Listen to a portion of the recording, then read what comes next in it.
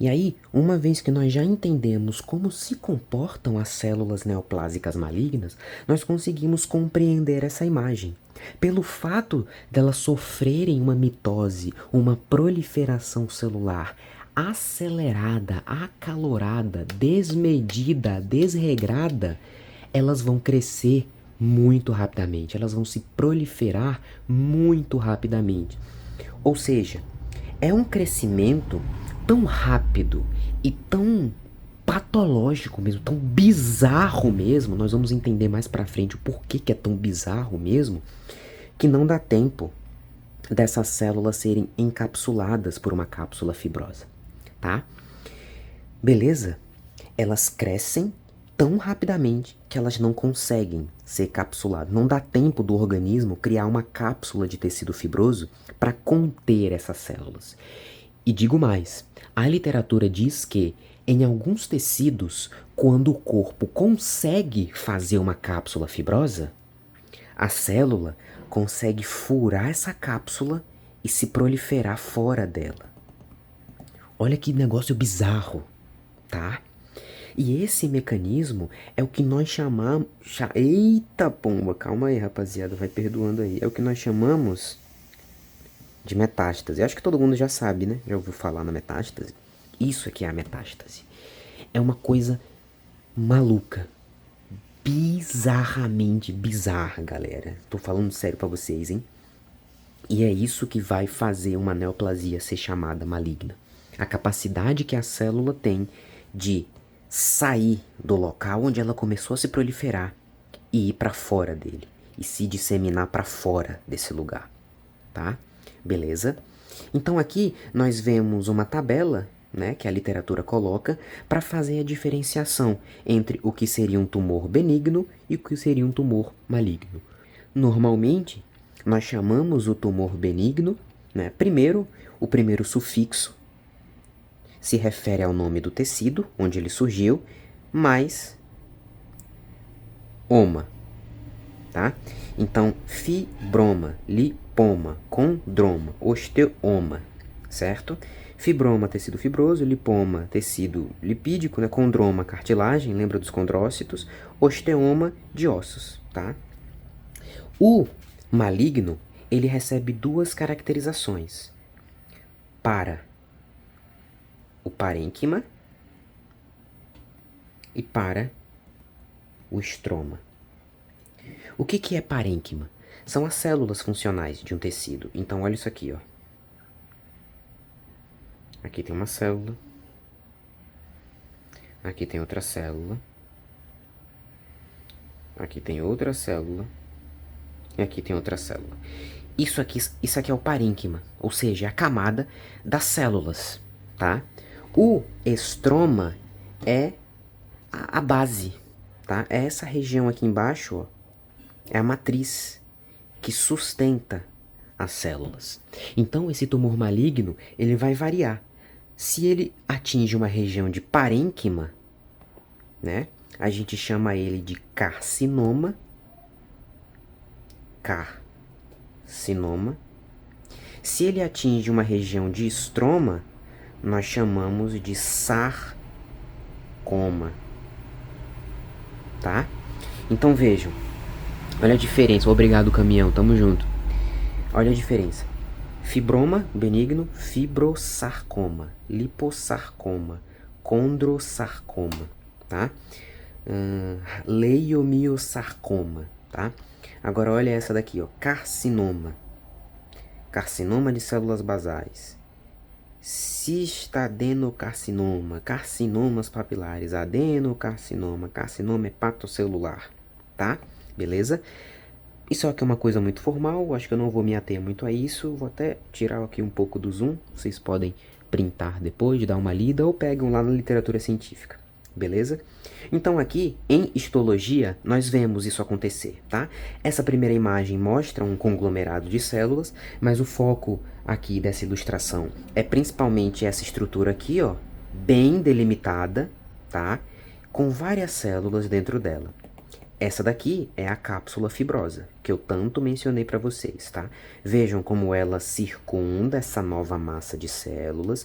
Vejam também como essas células novas empurram o tecido e ele fica meio distorcido, meio apertado ao redor, tá? Outra coisa interessante aqui que a gente consegue ver também, olha só, essas regiões mais aqui em vermelho, certo? Elas podem ser regiões de isquemia. O que significa dizer, dessas células novas que cresceram, algumas aqui no meio morreram. Aí ficaram murchas e a gente consegue ver essas regiões aqui um pouco mais murchas. Tudo bem? Certo? Então esse daqui é o tumor benigno visto na histologia. Compartimentalizado, células com um núcleo, olha só, redondinhos, tá? Percebam que essas células aqui, ó, redondinhas, elas até que se parecem um pouco com as outras células aqui, ó, do tecido saudável, certo? E tá aí para vocês anotarem outra característica do tumor benigno é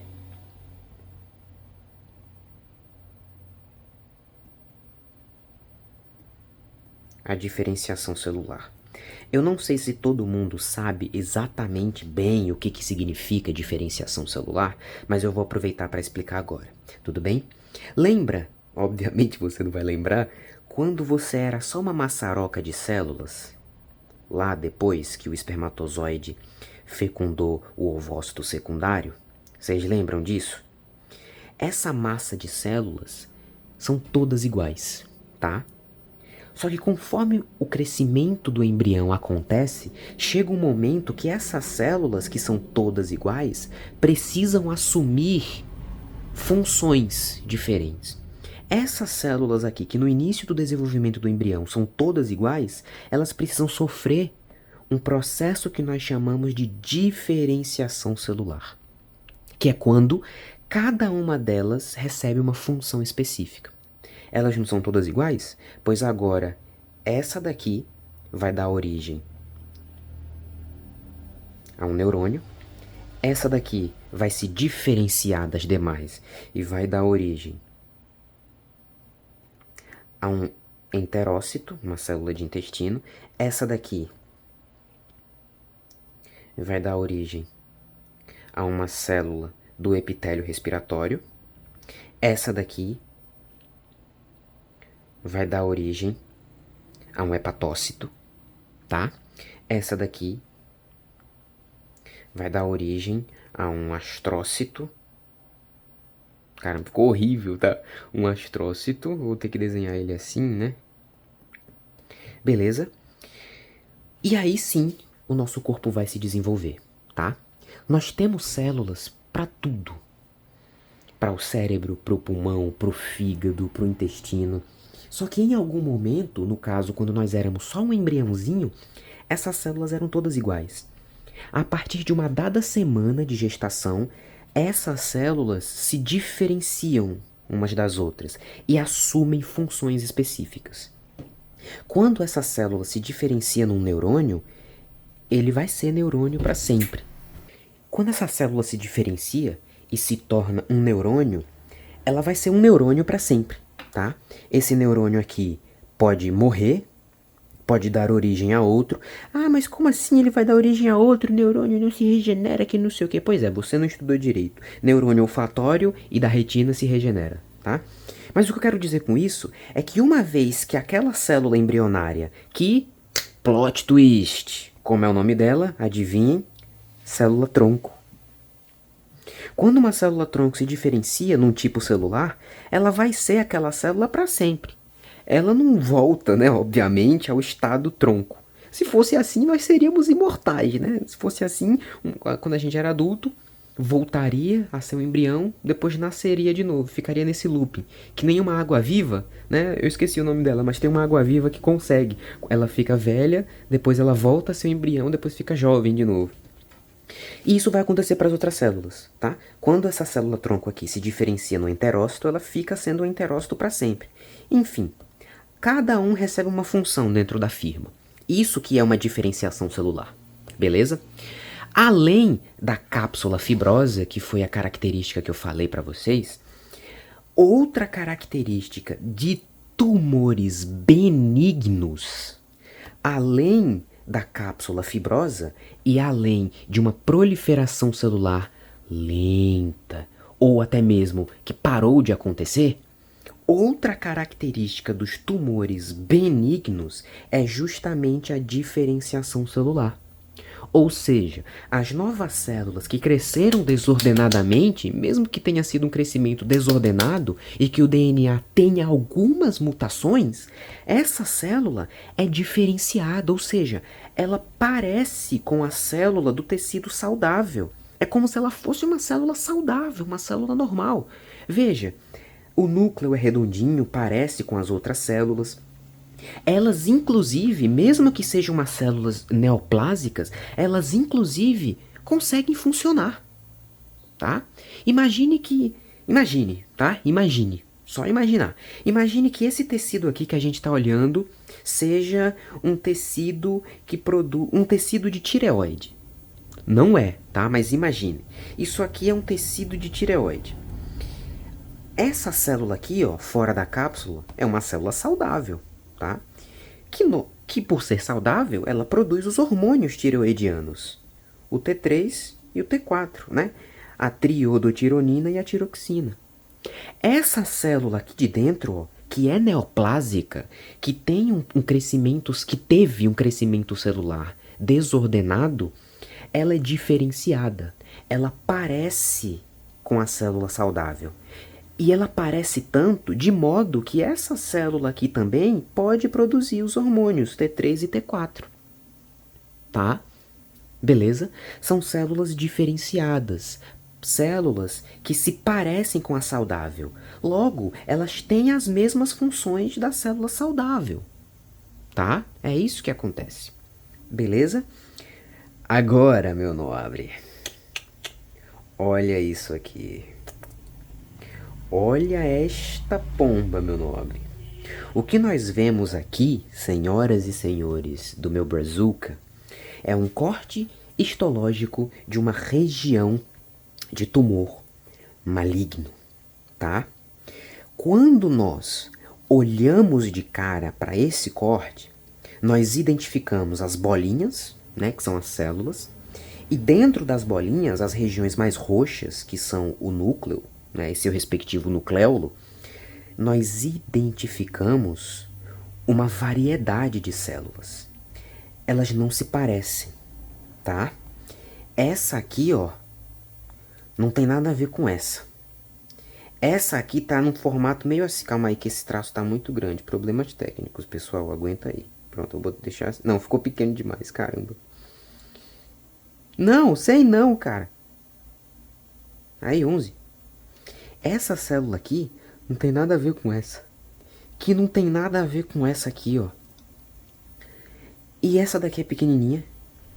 Essa daqui do nada ficou desse... Ah, não, isso aqui... Não, olha isso aqui, ó. Tá vendo aqui, ó?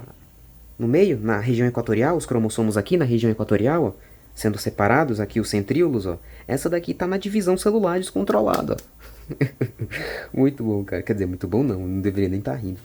Essa célula aqui tá com o núcleo todo fusiforme, ó, cilíndrico, tá? Então vejam, olha esse panorama. As células são diferentes. Uma não tem nada a ver com a outra. E isso daqui é uma característica das células malignas. Elas têm a perda da diferenciação celular. E aí vem a parte que eu falei que fica muito bizarro. Por quê? Porque normalmente as nossas células tronco, quando ainda nós somos um embriãozinho, elas são programadas. Elas recebem um sinal para cada uma se diferenciar e assumir uma função, tá? Quando isso acontece, em momento nenhum da nossa vida, essas células podem retornar ao estado de células tronco. Isso nunca acontece. Não existe na nossa programação. Nem nunca existiu no nosso DNA ancestral. Uma vez que uma célula tronco se diferencia, ela jamais retorna ao estado de célula tronco. Jamais. Isso não acontece. Isso não está programado para acontecer. Entretanto, A célula maligna tem a capacidade de retornar ao estado tronco. E uma vez que ela volta a ser uma célula tronco, ela pode se transformar em qualquer tipo de célula. Qualquer um desses. Por isso, alguns tumores malignos no pulmão, por exemplo, tumores malignos no pulmão, eles são capazes de produzir testosterona, ACTH, que é um hormônio lá da hipófise. Por quê? Porque as células malignas que estão ali no pulmão, que eram pneumócitos, né, que são as células do pulmão, essas células que eram pneumócitos deram origem às células cancerosas e elas passaram por um processo que é contrário à diferenciação, que nós chamamos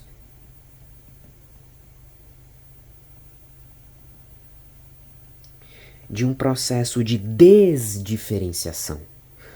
Olha que negócio bizarro. A célula, que já é um pneumócito, é uma célula de pulmão, ela retorna para o estado tronco.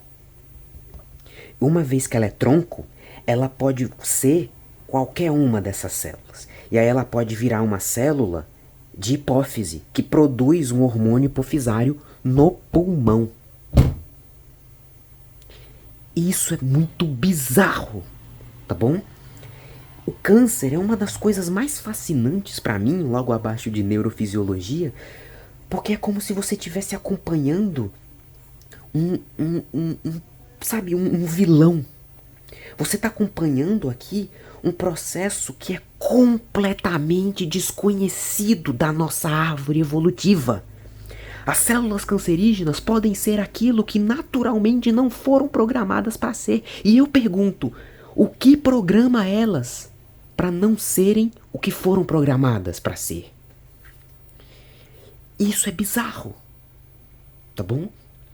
Uma vez que elas sofrem uma desdiferenciação e voltam a ser só uma célula tronco, elas podem ser qualquer coisa, tá? E para mostrar o quanto esse processo é real e completamente patológico, é completamente contra, é literalmente contra a biologia, a evolução, contra tudo da nossa programação genômica, genética, evolutiva, ancestral. Eu trouxe para vocês um exemplo de tumor neoplásico chamado de teratoma. Inclusive, se alguém tem algum tipo de sensibilidade, né, e não quiser ver, eu já estou até deixando o aviso aqui. O teratoma é um tipo de tumor que mostra justamente isso acontecendo. Eu tenho uma massa de células, ok? Só que esse tumor, por exemplo, suponhamos que tenha sido um tumor no pulmão, tá? Eu tenho as células e do nada eu tenho folículos pilosos, eu tenho cabelo. Eu tenho cabelo aqui, ó.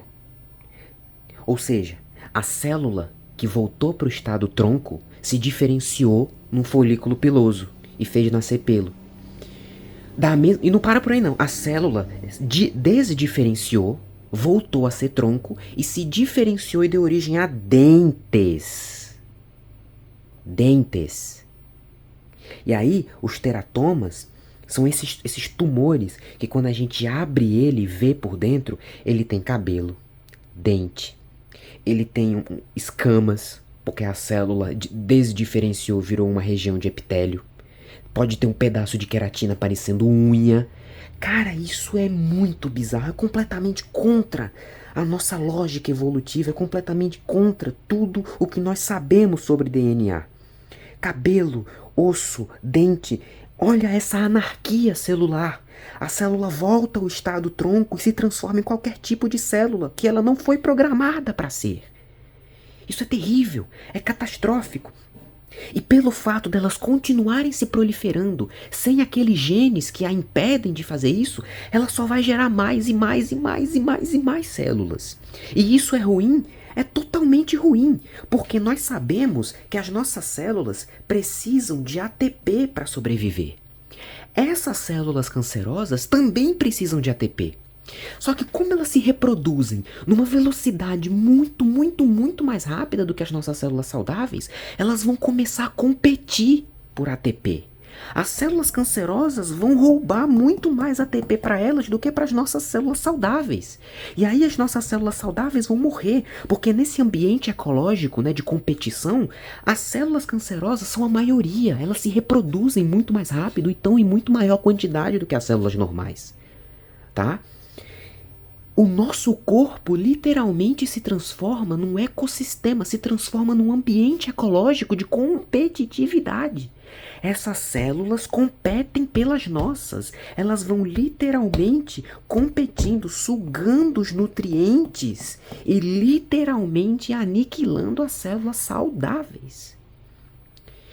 Isso é bizarramente incrível e preocupante e dedica, é foco de estudos até hoje, porque isso é quase, eu diria quase uma coisa espiritual, cara, porque é muito complexo entender todos esses mecanismos, tá? E nós vemos isso aqui, um processo no qual uma célula passa por vários processos de desdiferenciação. E aí nós vemos numa lâmina histológica esse ecossistema aqui. Cada célula uma diferente da outra, cada uma se proliferando de um jeito diferente, cada uma com um DNA diferente, porque o DNA foi transcrito com um erro. Essa célula aqui, deixa eu mudar a cor da caneta, essa célula aqui teve um defeito, aí fez uma célula filha que tinha um DNA com um defeito X. Essa célula filha, que já tinha esse DNA com defeito X, fez uma mitose e gerou outra célula filha com um defeito X e com outro defeito Y. Essa aqui gerou outra célula filha que carrega o defeito X, Y e Z. E assim vai. Conforme a mitose vai acontecendo, mais mutações vão se acumulando. E cada vez mais mitose que acontece, a célula filha é cada vez mais diferente da célula mãe. Tá? E no fim das contas, o tumor maligno pode ser o que ele quiser. Ele assume a forma que ele quiser. Ele é agressivo porque compete pelo ATP, compete pelos nutrientes e matam as células normais porque as deixam com um metabolismo mais lento. Fora o fato, meus amigos, de que essas células tumorais aqui utilizam o oxigênio para produzir o ATP, mas isso é assustador demais, eu confesso. Ainda que essas células estejam recebendo uma quantidade suficiente de ATP, mesmo assim, elas começam a produzir mais ATP por meio da fermentação. Então ela começa a entrar numa anarquia metabólica. Ela faz respiração celular, outra faz fermentação, outra faz aquilo, outra faz isso. Cada uma começa a agir com independência, porque cada uma tá com um DNA mutado de um jeito diferente, que dá um comando diferente para ela. Tá? E no final das contas, a gente tem um processo que nós chamamos, e que também é uma característica que diferencia o tumor maligno do benigno, de... Eita, ficou longe. Anaplasia. A anaplasia é uma característica exclusiva de tumores malignos. O que é essa anaplasia? É essa perda da semelhança com a célula original, tá? Essa anaplasia é justamente esse desenvolvimento retrógrado. Enquanto a célula saudável se desenvolve aqui, ó, nesse sentido, a anaplasia é o desenvolvimento retrógrado para trás, a célula volta ao início do desenvolvimento, tá?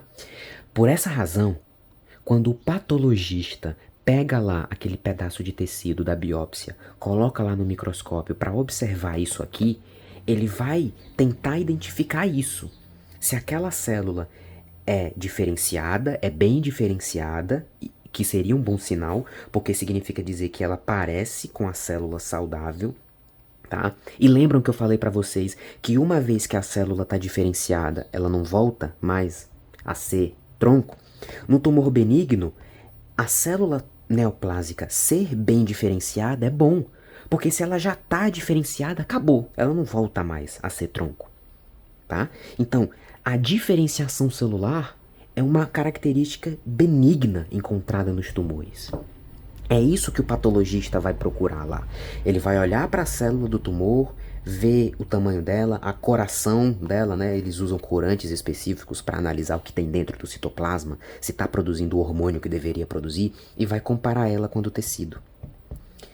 Na maligna, ele vai procurar por essa anaplasia aqui, ó. Olha só, outra imagem. Olha isso aqui. Olha esse caos aqui, ó. Eu tenho essa célula aqui. Eu tenho essa célula aqui que tem 3 núcleos. Tá uma bagunça. Tá tudo entregue ao capeta aqui, cara. É literalmente isso, não tô nem brincando, cara. O DNA tá cada vez mais diferente conforme mais mitoses acontecem. Olha isso aqui, cara. Cara, olha isso aqui, velho. O que é isso, cara? 6 núcleos? O que é isso, cara? Olha isso. Olha isso. Tudo diferente. Cada uma por si, cada uma pensando por si. Uma diferenciação celular inexistente. Tá? Então todas diferentes. Ninguém tem uma função específica do tecido. Tá? Por essa razão, isso é importante vocês anotarem. Quanto mais diferenciada uma célula for, ou seja, quanto mais parecida com a célula saudável ela é, maior é a capacidade que ela tem de imitar a célula saudável, tá? Quanto mais diferenciada uma célula é, maior a capacidade dela ser normal e imitar a função da célula saudável. Do contrário, quanto menos diferenciada a célula for, menor chance dela ser igual e de fazer as coisas que a célula normal faz, tá? Por essa razão, quanto mais rápido a velocidade dessa mitose, mais anaplásico esse tumor vai ser, ou seja, mais bagunçado ele vai ser. Porque pensem, se essa mitose acontece muito rápido, não dá tempo do DNA ser reparado. Primeiro que ele nem vai ser, porque o gene já não está funcionando, tá? Mas, mesmo que o gene não esteja funcionando, se essa mitose fosse lenta, menos erros seriam transcritos. Mas o fato dessa mitose ser rápida faz com que uma célula saia cada vez mais bagunçada que a outra. E tá tudo acontecendo tão rápido que o DNA às vezes nem é duplicado, às vezes ele nem é multiplicado, às vezes só corta o pedaço e vai pra outro. Tá? Então quanto mais rápido a mitose, quanto mais rápido o crescimento, pior. Porque a mitose vai acontecer mais rápido e a possibilidade de mais erros acontecer é 100%. Mais anaplasia vai ter, mais desdiferenciação celular aquele tecido vai ter. E menos chance dessas células serem normais e parecidas com as células normais e fazerem o que as células normais fazem. Tá? Olha essa outra imagem aqui que eu coloquei. Isso aqui que vocês estão vendo não é uma brincadeira de identifique a imagem. Isso aqui são células, isso aqui são cortes histológicos. Olha o núcleo dessa célula, olha o DNA. O DNA aparece com 2 colcheias, cara. Cadê a cromatina lá, o cromossomo? Olha o formato desse DNA completamente fora do saudável. Olha esse DNA. Maluco, olha isso aqui, cara. Isso aqui tá melhor do que eu quando eu desenho. A árvore tá perfeita, mas pô, não era pra estar uma árvore, cara. Olha, isso aqui é o DNA. Sabe o DNA, a dupla fita lá, certinha, bonitinha? Sabe os cromossomos, né? Os cromossomos assim. Olha isso, cara. Olha a quantidade de erro que tem aqui dentro, cara. A sequela. Olha isso aqui, um boneco. Olha esse, parece o jogo da velha, cara. Olha esse cromossomo aqui, velho. Olha o formato desse cromossomo. O que é que essa célula vai fazer de saudável, meu Deus? Imagina a quantidade de gene errado que tem aqui dentro. E quando ela for fazendo mais mitose, esse DNA vai ficando cada vez mais troncho, torto. Porque é rápido. E não tem o gene para impedir isso. Tá? Olha a célula do Batman, né? O morcego. E isso aqui, que parece um Y, né? Beleza? Vocês percebem agora do que nós estamos tratando? Qual a seriedade desse tipo de patologia, desse tipo de doença, tá? E não para por aí. Porque agora, para fechar esse plot twist, vamos entender por que ele se chama câncer? A palavra câncer vem do latim, que significa caranguejo. E por que essa semelhança, você me pergunta? Porque da mesma forma que um caranguejo é um animal bem ousado, né? Ele é obstinado, onde ele pinça com a garra, ele não solta, sabe? Ele fica ali, mas ele não solta. De forma semelhante a essa obstinação do caranguejo, a célula cancerígena é assim também. Primeiro porque ela faz esses pezinhos aqui, que parecem as garras do caranguejo. E segundo, porque quando elas se fixam no tecido, elas grudam ali e não saem. Competem pelo ATP, pelos nutrientes e se proliferam. Prolifera sem parar. São obstinadas e elas só têm um objetivo: dominar o corpo inteiro. Até a morte, literalmente. Tá? E aqui, nessa imagem também da literatura científica, mostra pra gente uma coisa que não poderia ser no mínimo mais bizarra do que tudo que eu já falei, que é a metástase. Vejam que aqui nós temos a célula transformada que vai fazer um número sucessivo de mitoses descontrolado, né, uma expansão clonal enorme. E aqui eu tenho um monte de célula de câncer maligno, tá? E aí elas, não bastasse a bestialidade que elas já são, essas células malignas realizam isso aqui, ó. Elas estão aqui nesse tecido, né? Elas, bizarramente, macabramente, descem o tecido, vão até um vaso sanguíneo, se espremem entre as células endoteliais e caem na corrente sanguínea, tá? Quando elas caem na corrente sanguínea, elas podem ser isoladas por algumas plaquetas. Se isso acontecer é bom? Não é bom não, porque não vai adiantar de nada e elas vão formar um êmbolo. Elas podem obstruir um vaso, tá? É assim no seco mesmo, não tem nada bom não aqui, tá? Se isso aqui não acontecer, é bom? Pior ainda, porque essas células aqui no sangue vão viajar de metrô, né? Quando elas chegarem perto de algum outro tecido, elas literalmente saem do sangue, se instalam naquele tecido e fazem mais mitose ali. Olha o quão demoníaco, não, na moral, no mínimo, isso aqui é. A célula sai do tecido onde ela surgiu e vai para outro, gerar mais célula cancerosa lá. Essa é a metástase. O tumor começou no músculo. Ele cai na corrente sanguínea e vai pro fígado. Lá no fígado ele faz isso aqui, ó. Do fígado ele vai pro pulmão. Prolifera lá também. Depois vai pro cérebro. Chega um ponto que o câncer toma o corpo todo. Todo. A pessoa não faz mais nada. Ela morre. Tá? Olha essa imagem aqui, ó, do PET scan. É um exame, tá, que usa positrons para poder avaliar a massa tumoral. Olha a metástase aqui, ó, o tumor de cólon aqui em preto. Olha para onde ele foi. Foi para a bexiga, que tá perto.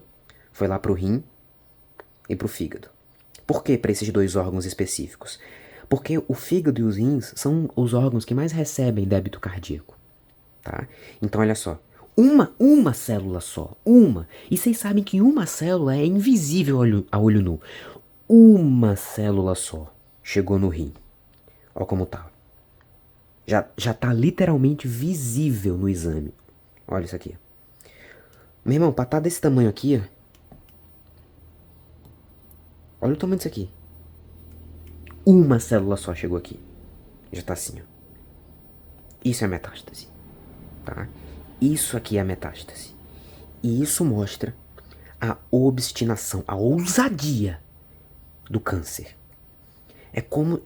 É tão bizarro e estranho, porque é como se elas tivessem sido programadas pra matar, sabe? Competir mesmo. Pra tomarem posse do corpo e dominarem sobre as outras células. Essa é a obstinação do câncer, que do latim significa caranguejo, tá? E é por isso que é uma doença tão terrível. E aqui nós vemos um resumo de tudo que nós conversamos até agora, uma diferença, né? Um relacionamento aqui entre a diferenciação, entre diferenciar o que é benigno do que é maligno. Note que o benigno é encapsulado, está dentro da cápsula fibrosa. Por estar contido na cápsula fibrosa, significa dizer que o crescimento foi lento o suficiente para que o sistema de cicatrização fizesse uma cicatriz ali em cima daquelas células. Ele é pequeno, ele é bem demarcado, porque as bordas da cápsula englobam ele. Ele tem um crescimento muito lento, ele não é invasivo, ele não invade o tecido aqui ao redor, ele fica dentro da cápsula, ele não metastatiza porque ele não sai daqui, ele fica aqui e as células são bem diferenciadas. Olha só, todas parecem iguaizinhas, tá?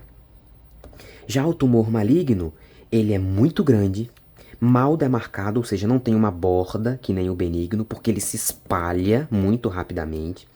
Ele é com crescimento rápido e com hemorragia e necrose. Tá aí uma coisa que eu não expliquei direito. O porquê que o tumor maligno dá hemorragia e necrose. Primeiro, o crescimento de células é muito acelerado. Vocês já estão cansados de saber porque eu estou falando isso direto, tá? Então aqui eu tenho 4 células. Essas 4 células começaram a dar origem a essas todas aqui, ó. Um monte aqui ao redor. Um monte. Chega um momento que aqui tem tanta célula que não chega vasos, que o sangue que está chegando aqui não tem nutriente suficiente para todas. E as primeiras que ficaram aqui dentro vão receber menos nutrientes e vão morrer. E aí eu vou ter necrose. E aí eu vou ter hemorragia. Olha aqui o corte histológico, né? Mal diferenciado, tá? Então, olha, tá tudo diferente umas das outras aqui, tá? E aí nós vemos também, além dessa má diferenciação, essa região aqui escura. Isso aqui é uma maçaroca de célula que morreu, e aqui eu tenho sangue no meio, tá? Tudo bem? Beleza. Eu acho que no geral esses mecanismos são os mais importantes para nós discutirmos sobre o câncer. Aqui exemplifico o que eu falei sobre você já ter um gene e esse gene já facilitar para você ter predisposição ao câncer. E por fim, para nós finalizarmos a nossa discussão, para ficar mais bizarro ainda, eu trouxe essa imagem aqui da literatura que mostra como as células continuam crescendo, tá? Então, para ser bem breve aqui, vamos começar pelo básico. Aqui tem a membrana plasmática e aqui em vermelho nós temos proteínas de membrana. Essas proteínas de membrana em vermelho, elas são proteínas que vão ter um sítio de ligação aqui, ó, que quem vai encaixar aqui é o fator de crescimento. Quando uma célula saudável tem que crescer, um fator de crescimento é produzido, ele se encaixa aqui nesse receptor, o receptor ativa esse sistema todo aqui, que vai lá no núcleo, e o núcleo, opa, preciso crescer, e a célula cresce, ou a célula sofre mitose. Isso é o que é saudável acontecer. Na célula tumoral, mesmo que um fator de crescimento não ligue aqui, esse receptor fica ligado o tempo todo, sinalizando isso aqui, ó, o tempo todo, mandando mensagens para o núcleo o tempo todo para que ele faça mais e mais e mais e mais e mais mitose, tá? Outra coisa bizarra também, a célula A produz um fator de crescimento para a célula B. A célula B produz um fator de crescimento para a célula A e vice-versa. Ou seja, a célula A não produz o fator de crescimento que faz ela própria crescer. Essa é uma estratégia de segurança do nosso organismo. Essa aqui produz o fator para fazer essa crescer e essa produz o fator de crescimento para essa crescer. Nenhuma célula produz o próprio fator de crescimento. É uma medida de segurança biológica. Mas adivinhem? A célula cancerosa consegue produzir o próprio fator de crescimento. Ela está sempre retroalimentando o seu crescimento. Por isso que ela cresce cada vez mais. E conforme tudo isso vai acontecendo, você me pergunta, mas cadê o sistema imunológico? Primeiro, apesar da célula ser cancerosa, ela é sua. Então, inicialmente, o seu sistema imune não vai identificar aquilo como uma ameaça. Bizarro, né? Segundo lugar, lembram que eu falei que conforme a mitose vai acontecendo, as células vão ficando cada vez mais diferentes? É isso aqui que está acontecendo. A célula normal se transforma numa célula cancerosa, ela se diferencia nessa vermelha aqui, essa vermelha diferencia, aliás, sofre mitose e gera uma bege, essa gera uma roxa, essa bege gera uma verde, essa verde gera uma azul, ou seja, mais mitoses vão acontecendo, elas vão ficando cada vez uma mais diferente com as outras. O que isso acontece? Olha a loucura. Se o nosso sistema imune detecta a célula vermelha como sendo tumoral, como sendo cancerosa, o nosso sistema imune vai matar todas essas células vermelhas. Inclusive essa aqui. Essa célula vermelha deu origem a essa célula bege aqui. Mas ele deu origem a ela e morreu, porque o sistema imune está matando todas as células do câncer, que ele acha que são as vermelhas, então ele mata todas as vermelhas. Sobra a bege. A bege vai dar origem a outras bege. Aí vem o sistema imune de novo, identifica a célula cancerosa. Ok, célula cancerosa é a bege. Então ele começa a matar elas. Só que antes de matar todas, uma delas variou, deu origem a uma roxa. Essa daqui morreu.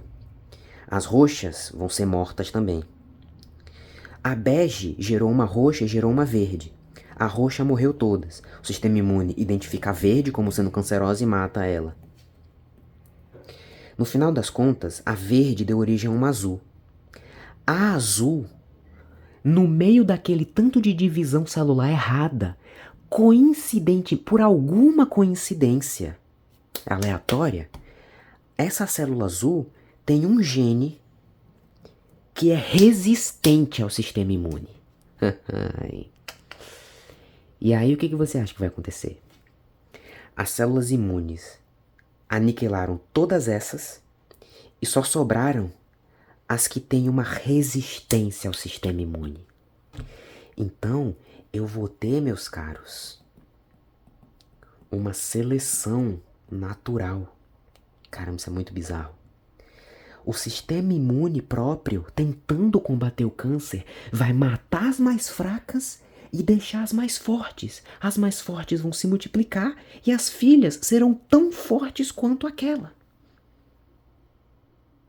E aí chega um ponto que só vai ter célula resistente a tumor. E aí não tem mais nada que o sistema imune possa fazer. Entendem? Entendem a seriedade disso? O que se faz numa situação como essa? Os tratamentos que hoje nós conhecemos, como quimioterapia e radioterapia. A quimioterapia visa inibir o crescimento celular rápido. Então toda célula no nosso corpo que sofra mitose rapidamente, incluindo a do câncer, vai ser morta. E aí nesse meio leva junto célula de cabelo, por isso que o cabelo cai tudo, sobrancelha cai tudo. A gente fica fraco. Por quê? Porque a quimioterapia é um coquetel fortíssimo. Ela aniquila os suprimentos metabólicos para essas células cancerosas e mata as células normais. Então a gente vai ficando fraco, sem energia, anêmico, porque as células sanguíneas, os eritrócitos, são produzidos numa velocidade de mitose muito rápida, então a pessoa fica branca, pálida, anêmica, fraca, com fadiga, com dispneia, sem força, com falta de ar, taquicardia, tá? E esse aqui é o único momento que a ciência dá o seu próprio braço a torcer e fala com seus próprios lábios. Não saber totalmente o que se fazer. E é a primeira vez em toda a história da patologia clínica que nós vemos os livros, as literaturas científicas mencionarem um termo que até então sempre foi visto como ufológico e opiáceo, que é